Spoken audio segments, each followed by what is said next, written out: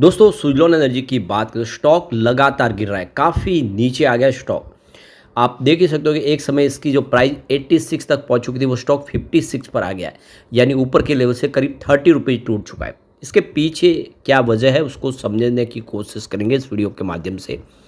दूसरी तरफ अगर आप देखें तो यहाँ पे इस सेक्टर को लेकर बहुत अच्छी गुंडी निकल के आ रही है। हमारे रिन्यूएबल एनर्जी मिनिस्टर की तरफ से दमदार बयान दिया गया है और उनका कहना है कि आने वाले समय विंड एनर्जी सेक्टर में इंडिया ग्लोबल लीडर बन सकता है। तो सुजलॉन इंडिया की सबसे बड़ी कंपनी, तो नेचुरली उसको फ़ायदा तो होगा, लेकिन इस समय गिरावट हो रही है। लोगों को समझ में नहीं आ रहा कि गिरावट कब थमेगी। तो अच्छे से समझेंगे, यहाँ पे 2-4 बड़ी अपडेट है जिनको एक एक करके डिस्कस करेंगे और जानने की कोशिश करेंगे सुजलॉन आने वाले समय क्या फिर से बेहतर करता हुआ दिखाई देगा, क्योंकि वही स्टॉक जो कोविड काल में 1 रुपये के आसपास था वो 86 तक चला गया था, बड़ा मल्टीबैगर साबित हुआ, लेकिन अब फिर से लगातार गिर रहा है और लोग काफ़ी ज़्यादा चिंतित है। बहुत सारे लोगों ने ऊपर के लेवल से निवेश किया, उनको नुकसान हो रहा है। क्या है आगे की संभावना, जानेंगे इस वीडियो के माध्यम से। लेकिन फ्रेंड्स, उससे पहले अगर आप पहली बार हमारे चैनल पे आए तो चैनल को सब्सक्राइब कर दीजिए, एक बेल आइकॉन दबा दीजिए ताकि जब भी नया वीडियो बने पहला नोटिफिकेशन आपको मिले। वीडियो पसंद आए तो लाइक से जरूर कीजिए। चलो फ्रेंड्स, वीडियो स्टार्ट करते हैं। मैं हूँ आपका दोस्त SB दवे और हमारे अपने चैनल ऑनलाइन कमाई में आपका बहुत बहुत स्वागत है। सबसे पहले सुजलॉन एनर्जी के कारोबार की बात करें तो 56.33 पर आज क्लोजिंग थी, जहाँ पे 1.12% की गिरावट देखने को मिली। तो शुरुआत सुबह पॉजिटिव हुई थी, लेकिन जैसे कि देखते बाजार में गिरावट का माहौल बना, जिसकी वजह से स्टॉक नीचे आ गया और यहाँ तक कि 55 के लेवल पर भी आ गया। तो काफ़ी ज़्यादा दबाव देखने को मिला, गिरावट का माहौल बना।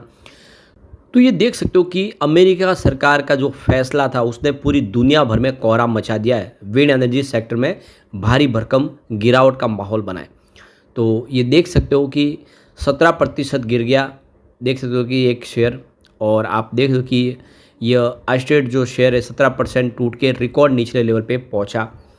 तो यहाँ पे सिर्फ डेनमार्क की ही नहीं, भारत में भी विंड टर्बाइन बनाने वाली देश की सबसे बड़ी कंपनी सुजलॉन के शेयर में भी गिरावट देखने को मिली। इन दोनों की गिरावट में एक चीज़ कॉमन है और वो है अमेरिका।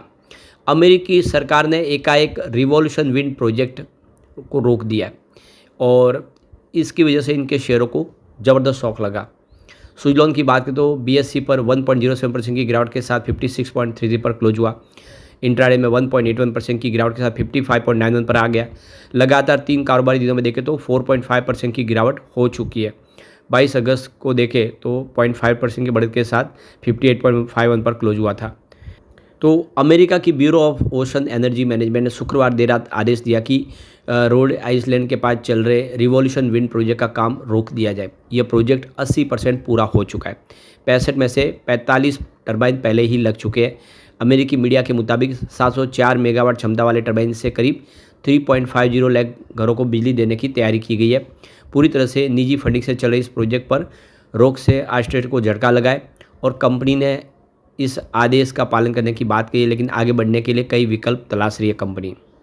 तो यहाँ पे सीधे तौर से आइस्टेट का सुजलॉन एनर्जी से कोई संबंध नहीं है। आइस्टेट का संकट ग्लोबल पॉलिसी और प्रोजेक्ट में देरी की वजह से जुड़ा है, जबकि सुजलॉन का कारोबार भारतीय नीति और मांग पर निर्भर है। हालांकि दुनिया भर के मार्केट में आपस में जुड़े हुए, तो वैश्विक मार्केट में विंड एनर्जी सेक्टर को लेकर सेंटीमेंट निगेटिव होता है, तो सुजलॉन जैसे घरेलू निवेशकों पर भी जो शेयर है उनके ऊपर भी दबाव देखने को मिल सकता है। सुजलॉन इस सेक्टर की सबसे बड़ी कंपनी है, लेकिन यहाँ पे सुजलॉन के लिए पॉजिटिव यह है कि भारत सरकार ग्रीन एनर्जी को बढ़ावा देने के लिए लगातार बड़े कदम उठा रही है, जैसे कि रिन्यूएबल कैपेसिटी को 500 गीगावाट तक पहुँचाने का लक्ष्य रखा है।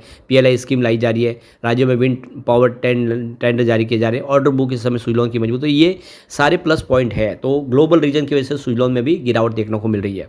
अब यहाँ पे गिरावट की एक और बड़ी वजह भी है कि जो इनके CFO है हिमांशु मोदी, उन्होंने रिज़ाइन किया है कंपनी के अपनी पोजीशन से और इससे एक नकारात्मक संदेश चला गया है। तो देख सकते हो कि पिछले 3 महीनों में 30% टूटा, तो अगस्त में ही 8% टूट चुका है। तो अब आप देख लो कि 2021 से ही हिमांशु मोदी जुड़े हुए थे और तब से ही सुजलॉन ने बेहतर किया। 2021 से ही ये समझ सकते हो कि सुजलॉन की अच्छी शुरुआत हुई, जो प्रॉब्लम थी वो कम हुई। 2020 तक तो बड़ी कंडीशन ख़राब हो गई थी। कोविड काल में आप देख सकते हो डूबने की कगार पे आ गई थी सुजलॉन भी, भारी भरकम बैंकों का कर्ज था, उन सब से निपटारा हुआ है। उसमें एक बड़ा रोल जो था CFO हिमांशु मोदी का भी था और इसीलिए लोगों को लगता है कि जो CFO हिमांशु मोदी ने इस समय कंपनी को जो छोड़ा है, यह एक सेटबैक देने वाली बात है। तो इससे पूरा माहौल थोड़ा सा बिगड़ गया है। तो इस बड़े फैसले हिमांशु मोदी के बाद जो मार्केट के एक्सपर्ट कह रहे हैं कि शॉर्ट टर्म में इसका असर नेगेटिव देखने को मिलेगा, क्योंकि उनके हिसाब से जो फैसले लिए गए थे वो फैसले कुछ डिले भी हो सकते हैं, कुछ स्लो डाउन आ सकता है, क्योंकि अभी तक नया सीएफओ भी नहीं मिला कंपनी को। लेकिन लॉन्ग टर्म का नज़रिया अच्छा है, कंपनी के लिए कोई चिंता की बात नहीं है। अभी फ़िलहाल रिसेंटली तो आप देखें दबाव बना ही रहेगा, क्योंकि एक झटके में यहाँ पे हिमांशु मोदी का जाना और नए एक काबिल अभी सीएफओ का ना आना, ये भी सुज़लॉन के लिए एक बड़ी झटके जैसी बात ही है। तो प्लस पॉइंट ये भी है कि सुज़लॉन की ऑर्डर बुक 5.7 गीगावाट की है, यानी आने वाले 2-3 साल के लिए कंपनी के पास काम की कोई कमी नहीं है। काफ़ी बड़े बड़े प्रोजेक्ट कंपनी करने वाली है। तो ऐसे में प्रॉब्लम है, भले ही बाज़ार की संभावना नेगेटिव बने जिसका असर देखने को मिल रहा है इस समय, और सीएफओ की जो इस समय इस्तीफे की थोड़ी सी प्रॉब्लम हुई है, लेकिन आने वाले समय स्थिति बेहतर होगी और फिर सुज़लॉन बेहतर करता हुआ दिखाई देगा। इसके बीच में एक अच्छी गुड न्यूज़ निकल के आई है। हमारे renewable energy minister Prahlad Joshi का जो बयान निकल कर आया है कि विश्व के अंदर विंड एनर्जी का हिस्सा 10% होगा पूरे ग्लोबल मार्केट में, और रिन्यूएबल एनर्जी में परचम लहराएगा इंडिया का। तो सोलर सेक्टर में कंपनी तेज़ी से अपनी जगह बना रही है, और यहाँ पे विंड एनर्जी सेक्टर भी भारत में अपनी पहचान स्थापित कर रहा है। भारत न केवल विंड एनर्जी के उत्पादन में प्रमुख देश के तौर पे उभरा है, बल्कि इससे जुड़े जो उपकरण है उसके निर्माण में भी अपनी क्षमता मजबूत कर रहा है। तो ये देखो कि ये बात जो है वो हमारे केंद्रीय नवीन और नवीनीकरण ऊर्जा मंत्री प्रहलाद जोशी ने ग्लोबल विंड एनर्जी काउंसिल के दौरान की ये रिपोर्ट जो जारी की उसमें कहा गया है। तो देख सकते हो कि सरकार का जो कहना है कि विंड एनर्जी सेक्टर में इंडिया आने वाले समय और बेहतर करता हुआ दिखाई देगा। उन्होंने बताया कि Bharat wind energy supply chain में वर्ष 2030 तक 10% की हिस्सेदारी हासिल कर लेगा ग्लोबल लेवल पर। केंद्र सरकार ने 1 वर्ष पहले ही ऑफशोर में पवन ऊर्जा संयंत्र लगाने के लिए 6,835 करोड़ रुपये के योजना को मंजूरी दे दी, यानी सरकार की तरफ से 6,835 करोड़ की स्कीम लाई गई है। तो मोदी सरकार ने भारत की पवन ऊर्जा क्षमता उत्पादन क्षमता को 154% वृद्धि के साथ 52,200 मेगावाट तक इस समय पहुंच चुकी है। तो लगातार अच्छा हो रहा है प्रदर्शन, और देख सकते हो कि इसी मौके पे देखें तो जो संतोष कुमार सारंगी सरकार की तरफ से उनका कहना है कि 2070 तक हम नेट जीरो कार्बन पे चले जाएंगे, और उसमें विंड एनर्जी का एक बड़ा रोल होगा। तो बिल्कुल आप देखें इसके ज़रिए सस्ती सुलभ 24 घंटे बिजली का उत्पादन संभव हो पाएगा। तो ये देख सकते हो कि जब सोलर सेक्टर से बिजली का निर्माण नहीं होता, जैसे कि रात के समय या फिर बादल है और बिजली आप देखें सूर्य की रोशनी है, उस समय भी पवन ऊर्जा काम करता है, और इसीलिए आजकल दोनों ही हाइब्रिड प्रोजेक्ट होते हैं।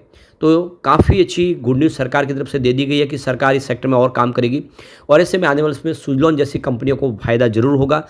तो शॉर्ट टर्म में भले ही इस समय कुछ प्रॉब्लम हो, लेकिन लॉन्ग टर्म का नज़रिया सुज़लॉन का बहुत अच्छा है, और सुज़लॉन वाकई आने वाले समय कुछ बेहतर करता हुआ दिखाई देगा।